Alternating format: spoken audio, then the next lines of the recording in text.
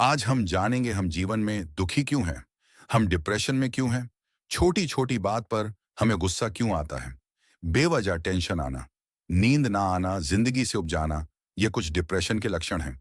और इससे छुटकारा कैसे पाए, ये आज हम सीखने वाले हैं। वीडियो अंत तक देखें। वीडियो के अंत में आप समझ जाओगे दुख का कारण क्या है। हमारा पूरा शरीर 5 ज्ञान इंद्रिय से बना हुआ है। पहली है जीवा, दूसरी है हमारी नासिका यानी हमारी नाक, तीसरी है हमारे नेत्र यानी हमारी आंखें, चौथी है हमारे कर्णपटल यानी हमारे कान, और पांचवी है हमारी त्वचा।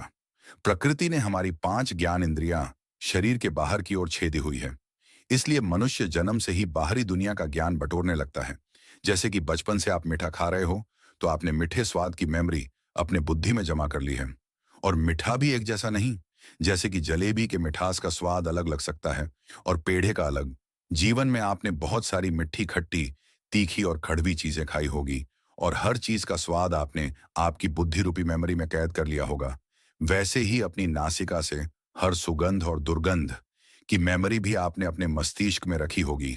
उसी प्रकार आंखों से हर एक रंग या हर किसी की प्रतिमा आपने अपनी बुद्धि में जमा कर ली है। इसी प्रकार अपने कान और त्वचा का भी यही काम है, मेमोरीज बनाना और हमारे मस्तिष्क में जमा करना।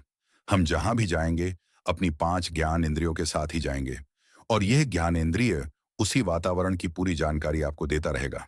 मान लो आप किसी शराब खाने में गए हो और वहां कोई इंसान गंदी गंदी गालियां किसी इंसान को दे रहा है, तो आपके कान यानी आपकी चौथी ज्ञान इंद्रिय से उसे सुनकर आपके बुद्धि तक पहुंचाएंगे।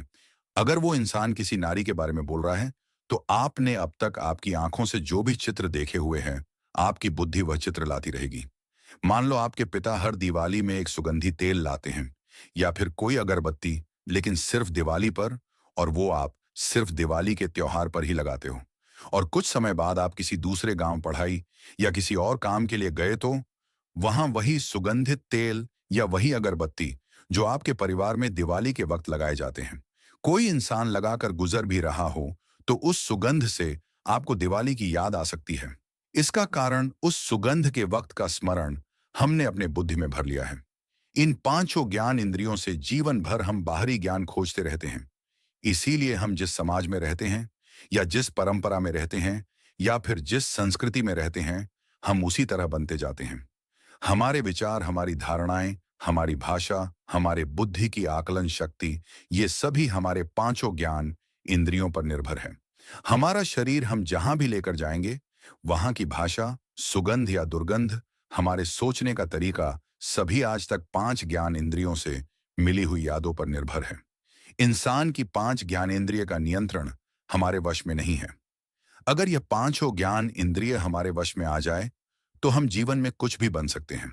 उदाहरण के तौर पर देखें, तो कोई वस्तु या दृश्य हमें बहुत ही सुखद अनुभव देता होगा, तो उसे हम बार बार देखेंगे।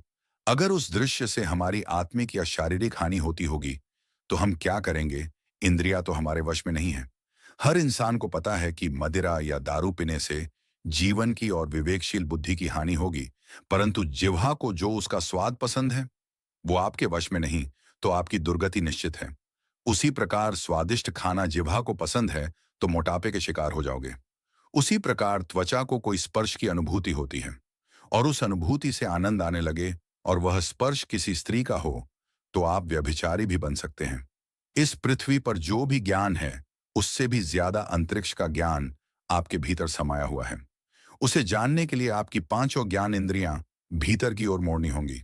जब आप अपने भीतर की ओर देखोगे, तो जानोगे कुछ भी नित्य नहीं है। हर सुख के अंत में दुख ही दुख है।